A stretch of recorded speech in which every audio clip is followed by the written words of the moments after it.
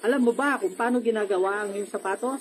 At kung di mo pa alam, ay tara, samahan mo ako at papasukin natin ang isang paggawaan ng sapatos. Let's go!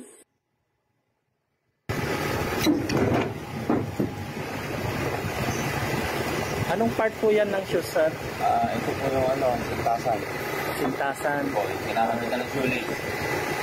Yung libong putasan.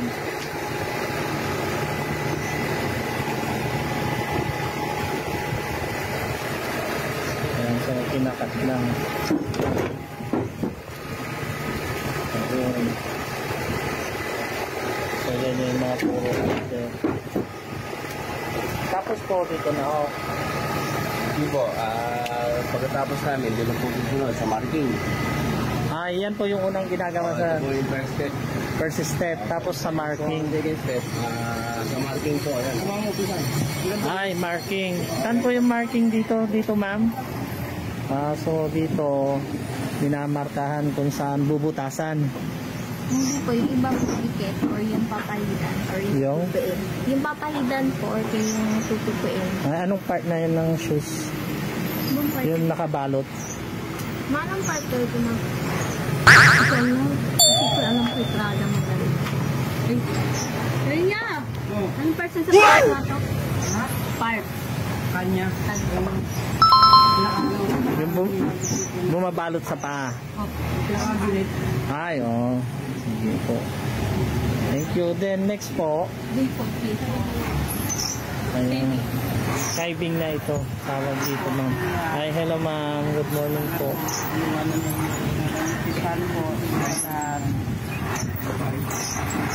Anong nangyayari dyan, ma'am? Kasi inano po. Nilipisan po yung balat para pag nag-fold po, malambot. Wow! Naikot yung fold.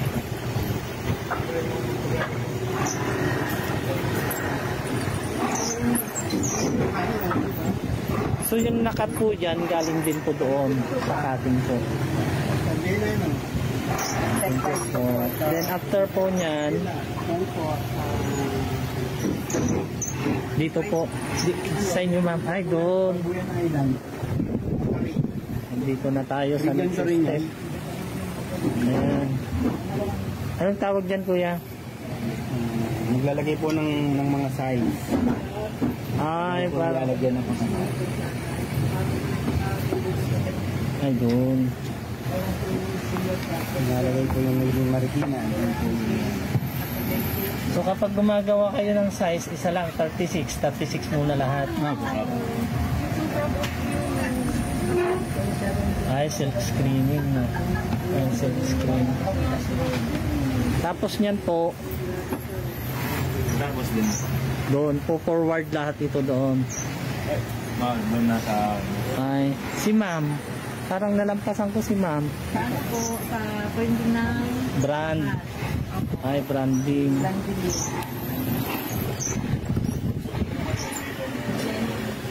Kayo.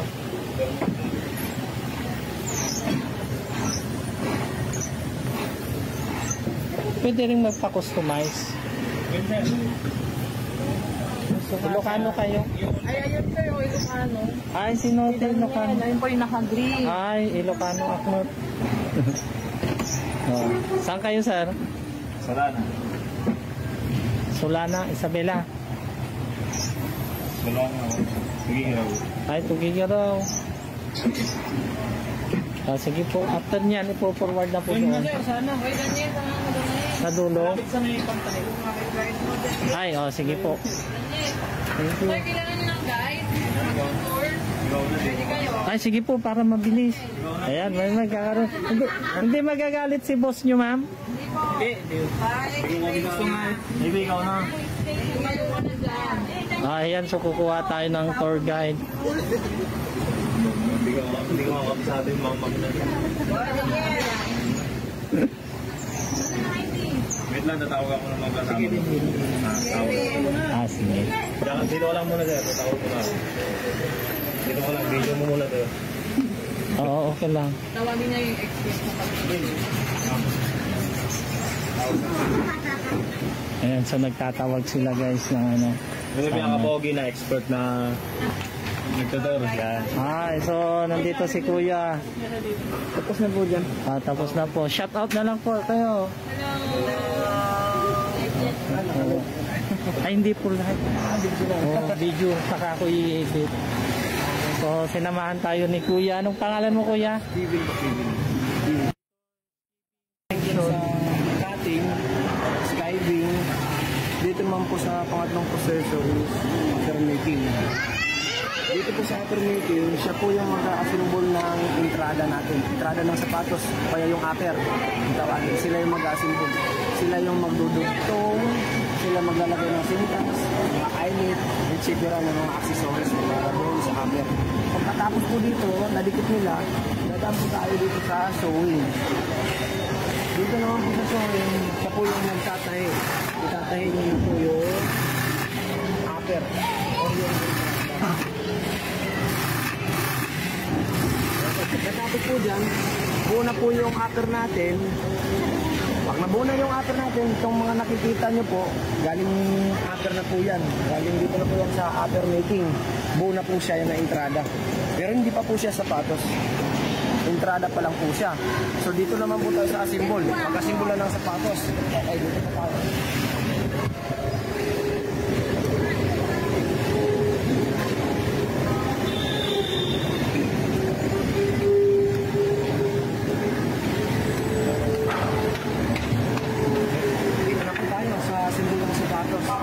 Dito po, paggawa po ng sapatos, kailangan po natin gumamit itong hulma or moldy. Yan po. Lalagyan po ni Kuya ng board, itong board, tsaka gamit ng shotak, yung maliit na pako. Shotak po yun. Pagdaan po dito, So yun kapag ibang style ng shoes, iba rin yung moldy niya. Iba po yung moldy. Iba-ibang klase din ng mold. Tapat po yan doon sa design. Anong design? May mga tapat-tapat po yan na design. Bawat moldy. Okay. Pagdating po dito, si ate naman, applyan niya ng adhesive, rugby. Pandikit na po yan. Yung upper at saka yung moldy. May ginagamit ba kayong rugby na special o yung ordinary Yes lang na po, rugby? kasi yung adhesive po namin ginagamit po dito is depende po sa klase ng sapatos. Meron po sa formal at saka sa pang rubber shoes. Depende po yun. Marami po tayong chemical na ginagamit po dito. Dahil ba po, depende po sa sapatos na okay, pagdating po dito, ilalagay po sa conveyor.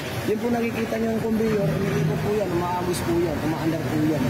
Okay, dadaan po yan dito sa heater blower. Ito po, heater blower, siya po yung magpapatuyo doon sa pinahid na adhesive. Okay. And then, lalabas po yan dito. Ito po is blasting machine. Siya po yung maglalapat. Siya po yung maglalapat dito sa nguso. Ito po. Nilapat na po yung nguso. May support lang po siyang shotak. May pako. May support siya para hindi siya bumuka, hindi siya umangat. Maano siya. Ma-fix. Pagdating naman po dito, manual po yung paglapat natin dito sa itong middle, gitna. Gamit din yung mga shotak para hindi siya support, na hindi siya bumuka, hindi siya umangat. Alam po.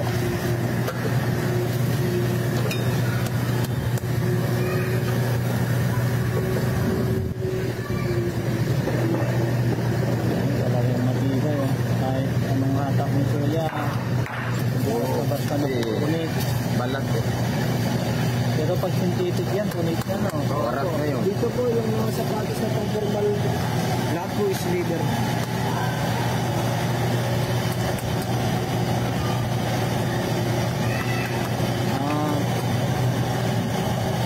Same lang din po yan, yung ayos po.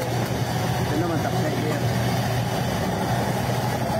Dito, ayos po yan.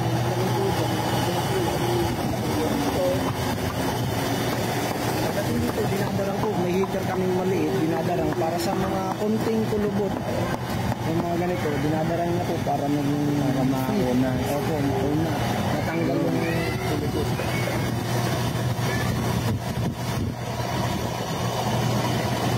Parang lang, sa cover ng motor. Tingnan naman po dito. Dito na po tatanggal tinanggalan ni Kuya ng shoot-up. Tatanggalin, tingnan mo po. Nakita niyo po, tinanggal na yung mga shoot-up pa ako, yung nilagay doon.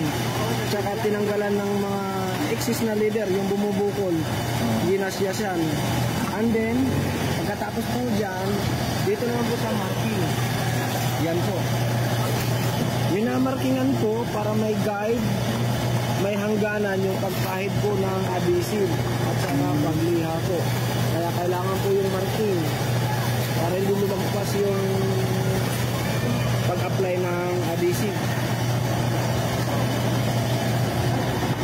Pagdating po dito,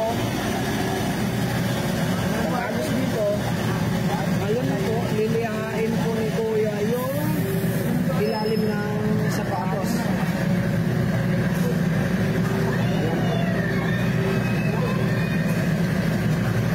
Lilihain po yan kasama para mag-use yung texture na nililihain po. Para kakapit din yan. Yes po. At saka may lason po. Lalagyan ng chemical. Primer mo. Pagkatapos po dyan, ilalagay ulit sa kumbuyo. Tuloy lang yung agos. Pagdating po dito po makahiman ng adhesive. Ayan na po, katulad po ng sabi ko sa iyo kanina, iba-ibang adhesive po yung ginagamit dito sa sapatos. May puro-5, may rambo, etc. may pang-rubber po. Yun na, doon na nakakain yung binuhitan po yan. Yung marking dyan po gagay. Wala ngayon yung taga-kain.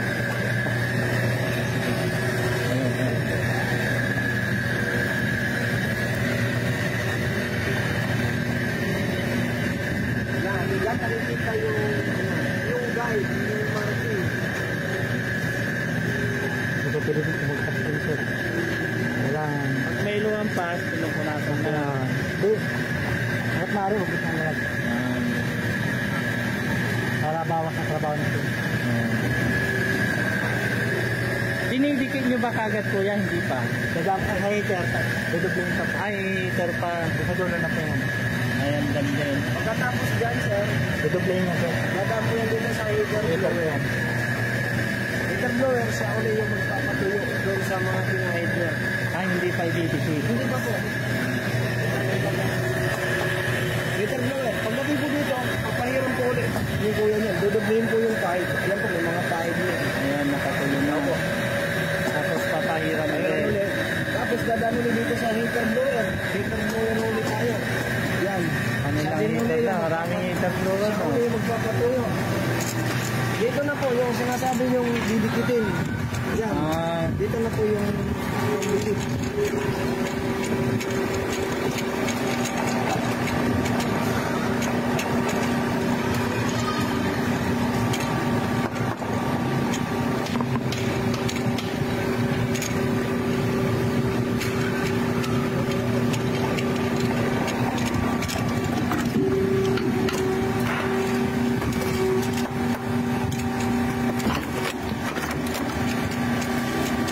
Yan, dikit na po yun. Okay, tapos po dyan.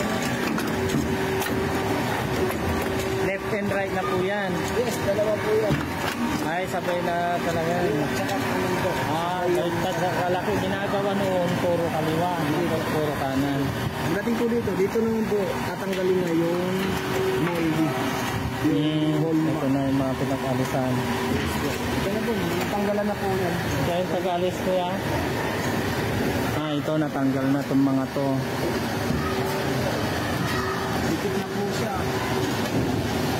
Ayan o.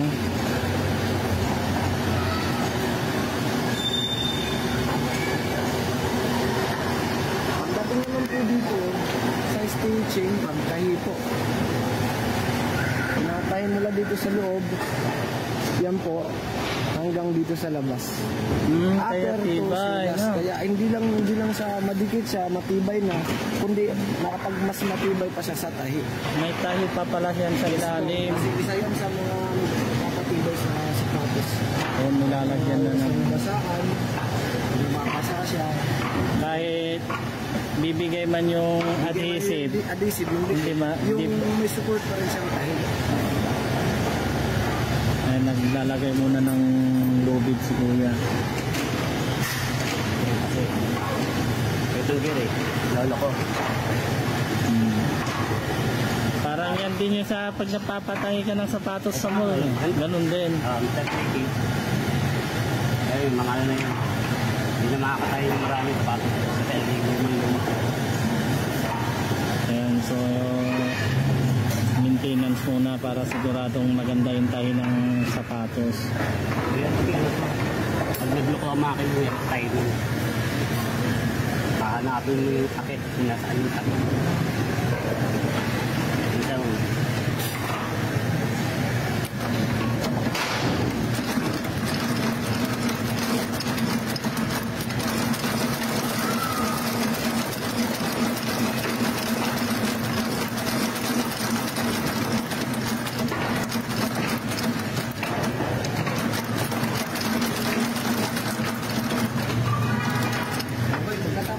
Dito na tayo sa huling proseso dito sa finishing.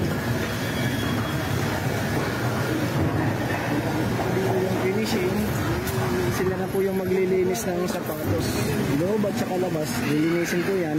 Tatanggalin po yan yung mga excess na mga sinolid at saka yung mga adhesive. Tatanggalin po yan, lahat lilinisin. And then, lalagyan po nila ng mga accessories katulad ng sintas, pantag, barcode, etc. na gagamitin po siya. Yung mga yan kanina doon nasa ano no? Sa Ito yung pinakita ko sa tapos doon na po yung QC yung gawa and then ibabox. sa yung mga quality controller natin. Doon na po dito. Yung doon na po siya. Ay, Doon na po ito. yung magbabox. Ibig sabihin quality controller na po ate. Yan po. Yan po yung huli. Doon. Pagkakilatis. Tapos po dito, diretso na po yan sa bibig. Diretso na din sa bodega sir. So lahat po ng klase ng sapatos doon po natin makikita sa tindahan na galing dito sa loob ng gawa. So mga ano, yung sa isang sapatos approximately, hello ma'am, mga umaabot ba ng oras? Sa isang oras? Sa isang ganito pares lang po. Sa isang oras, mga ilang pares ng sapatos ang nagawa? Araw po yung ano na yun. Araw. Sa isang araw. Nakaka 300 o 400 ganun po. Pairs of shoes. Yung pares na lalabas dito sa sapatos. Okay na po. Ayan po. Thank you po. Thank you. May shout out ka dyan sir. Maraming salamat po. Ayan si kuya. Salamat sa pagtutor niya sa akin. Ano ulit pangalan mo kuya? Iwin po. Iwin. Taga dito ka rin kuya? Yes, Marikina po. Iwin 5. 5. Hello sir. Thank you. Thank you po. Thank you. Sige po. Salamat po.